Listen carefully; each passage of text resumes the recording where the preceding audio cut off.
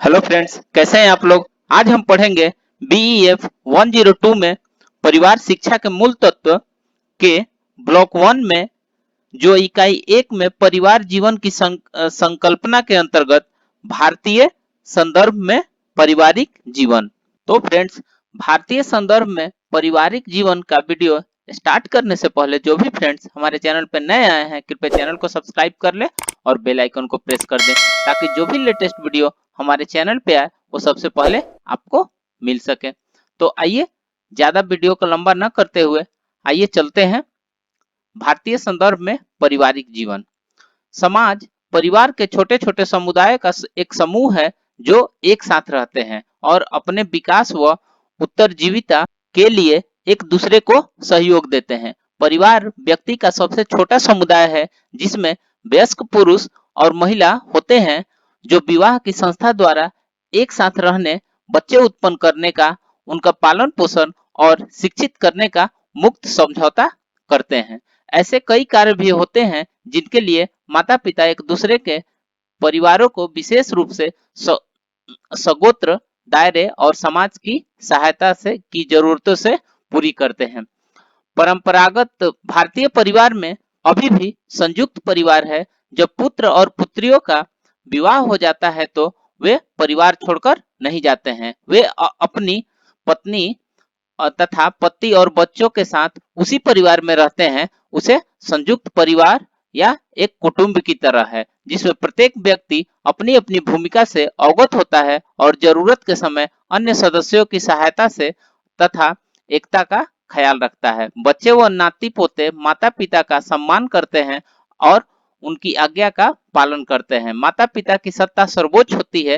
हालांकि भारतीय परिवारों में अधिकांश परिवार पितृवंशीय स्वरूप के हैं, लेकिन केरल के नयर और मेघालय के खासी जैसे कुछ ऐसे परिवार हैं जो परंपरागत रूप से मातृवंशीय स्वरूप का अनुसरण करते हैं। अधिकांश भारतीय घरों में अपने बच्चे के लिए जीवन साथी ढूंढने का दायित्व माता पिता का ही होता है। इसे प्राय उनके परम पावन कर्तव्य के रूप में देखा जाता है। ऐसी स्थितियां बहुत कम ही होती हैं जब युवा अपने जीवन साथी को स्वयं चुनते हो। ऐसे विवाह अधिकांशतः कम प्रशिक्षित ग्रामीण की तुलना में शिक्षित नगरवासियों में पाए जाते हैं। परिवार द्वारा तय विवाह में माता पिता, पुत्र वधू दामाद के पारिवारिक पृष्ठभूमि, उनकी वित्तीय, सामाजिक और धार्मिक शैक्षणिक परिस्थिति स्तर को भी ध्यान में रखते हैं। इस तरह विवाह में दोनों परिवारों के बच्चे की पूर्ण सहभागिता होती है और जो प्राय विश्वास के साथ अपने माता पिता की पसंद को स्वीकार कर लेते हैं। बेहतर शिक्षा और नौकरी के अवसरों के प्रभाव स्वरूप इलेक्ट्रॉनिक्स मीडिया के संपर्क में आने के फलस्वरूप आज की युवा पीढ़ी अपने माता पिता के अधिकार को आंख मूंदता स्वीकार नहीं करता है। वे अपेक्षाकृत अधिक आजादी और आत्मनिर्भर की खोज में है। जीवन साथी चुनने के संदर्भ में आज का युवा अपनी इच्छाओं को व्यक्त करने और अपने निर्णय स्वयं लेने के लिए ज्यादा आजादी चाहता है। औद्योगिकरण, शहरीकरण, उपभोक्तावाद, इलेक्ट्रॉनिक्स मीडिया से संपर्क तथा बेहतर व्यवसाय और वृत्तिक शिक्षा की उपलब्धता के परिणाम स्वरूप तीव्र गति से बदल रहे सामाजिक परिदृश्य से पारिवारिक जीवन का प्रतिमान भी बदलाव के दौर से गुजर रहा है।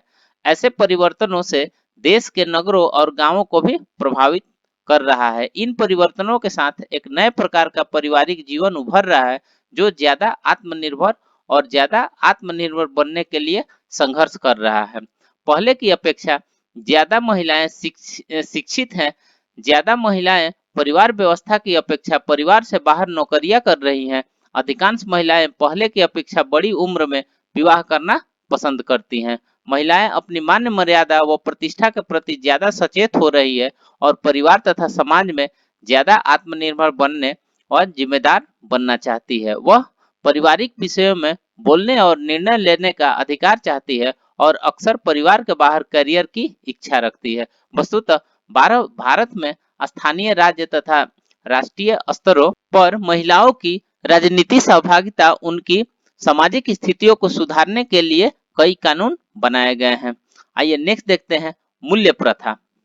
भारत में संपन्न मूल्य प्रथा है। यह परंपरागत मूल्य प्रथा अभी भी महत्वपूर्ण है और इसे आसानी से समाप्त नहीं होने देना चाहिए। हालांकि कई ऐसे प्रभावी समूह और उपभोक्तावाद एवं इलेक्ट्रॉनिक्स मीडिया के प्रसार से जुड़े मुद्दे हैं जो लोग की जीवन शैली को प्रभावित करते हैं, लेकिन हमें ऐसे प्रभावों को अपने ऊपर हावी नहीं होने देना चाहिए।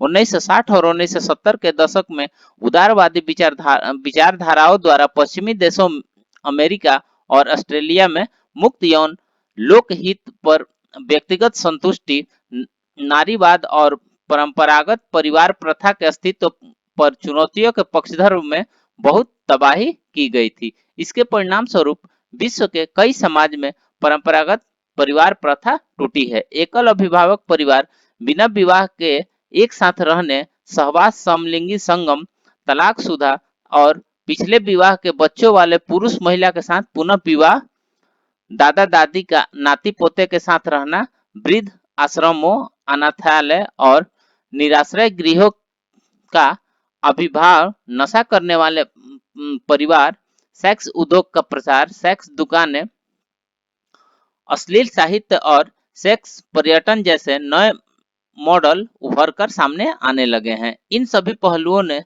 संपन्न पुराने रीति रिवाज, प्रथाओं, नैतिकता, जीवन सिद्धांतों, चरित्र तथा मूल्य प्रथा को काफी क्षति पहुंचाई है। पारिवारिक जीवन और संबंधों के नए प्रतिमान नई पीढ़ी की अपेक्षाओं की जरूरत की पूर्ति के लिए अनिवार्य है। हो सकता है आज के युवा के सम्मुख पुराने तैयार रिवाजों, प्रथाओं और परिवार के प्रतिमानों को रखना विवेकपूर्ण न हो, फिर भी उन्हें प्रतिष्ठित व शालीन जीवन के सकारात्मक पहलुओं, नैतिकता, मातृत्व, माता पिता व बड़ों के प्रति सम्मान की भावना, यौन का सही अर्थ और लक्ष्य, विवाह और पारिवारिक जीवन के बारे में शिक्षित करना अत्यधिक महत्वपूर्ण और अनिवार्य है। इससे वे पारंपरिक मूल्यों के आधुनिक समय के साथ सामंजस्य स्थापित करके उनको व्यवहार में लाने के नए तरीकों को खोज सकेंगे।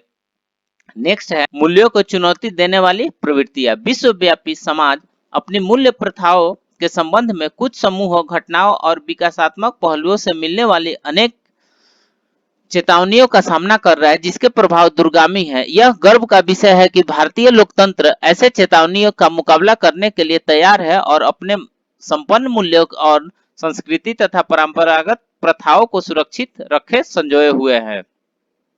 जहां तक मूल्य प्रथा के संरक्षण का संबंध है, 1000 मिलियन व्यक्तियों से भी अधिक वाला यह बृहत्तर लोकतंत्र शेष विश्व का एक प्रतिमान प्रस्तुत कर रहा है और उनके लिए आशा की किरण है कि पहले की अपेक्षा ज्यादा से ज्यादा महिलाएं शिक्षा प्राप्त कर रही है, नौकरियां कर रही है, देश के राजनीतिक और सामाजिक आर्थिक विकास में शामिल हो रही है। निश्चित रूप से यह महिला सशक्तिकरण की प्रक्रिया ने देश में काफी सकारात्मक व नकारात्मक प्रवृत्तियों को जन्म दिया है। फिर भी अधिकांश जन समुदाय अपनी जीवन शैलियों के प्रति अटल है और अपने पारिवारिक मूल्यों और नैतिक मूल्यों और धार्मिक प्रथाओं को जीवित रखे हुए हैं।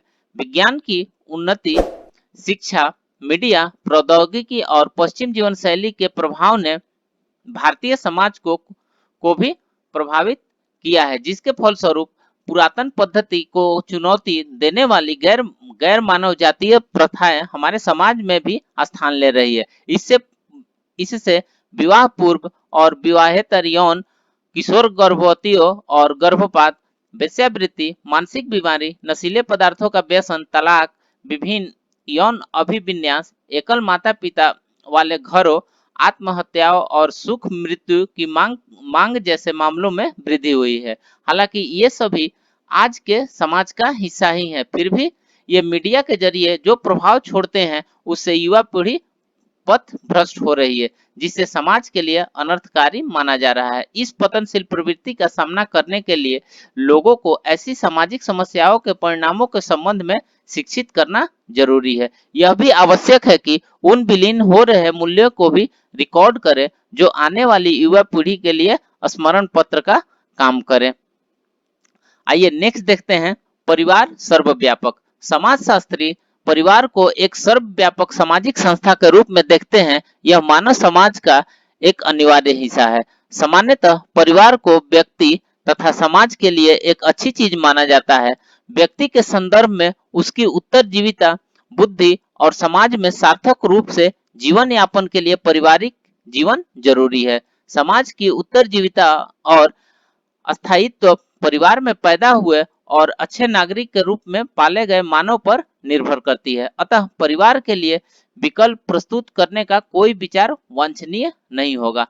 हम 1960 के दशक में यूरोप और अमेरिका में महिला स्वतंत्रता के लिए आरंभ हुए आंदोलन को देख चुके हैं, किंतु नारीवादी लेखक संस्था के रूप में परिवार की निंदा करने की हद को लांघ गए। हालांकि ऐसे प्रयासों ने परिवार और उसके परंपरागत दृष्टिकोण की नींव को हिला दिया, लेकिन इससे कोई सकारात्मक परिणाम सामने नहीं आया। वास्तविकता तो यह है कि समाज में अव्यवस्था लाने में ही ऐसे प्रयासों का योगदान रहा जिससे तलाक की दर में वृद्धि हुई, नैतिक मूल्य में कमी आई, वृद्धों और बच्चों का अभाव हुआ और समाज के सर्वहित पर स्वच्छंद संभोग और व्यक्तिगत विचारों की वृद्धि हुई। इसका सार यही है कि परिवार के टूटने से समाज और मानव उत्तरजीविता की निरंतर टूट बिखर रही है। तो फ्रेंड्स, इस प्रकार से हमने भारतीय संदर्भ में पारिवारिक जीवन का वर्णन किया। तो फिर मिलते हैं नेक्स्ट वीडियो में। तब तक के लिए अपना ख्याल रखिए। धन्यवाद।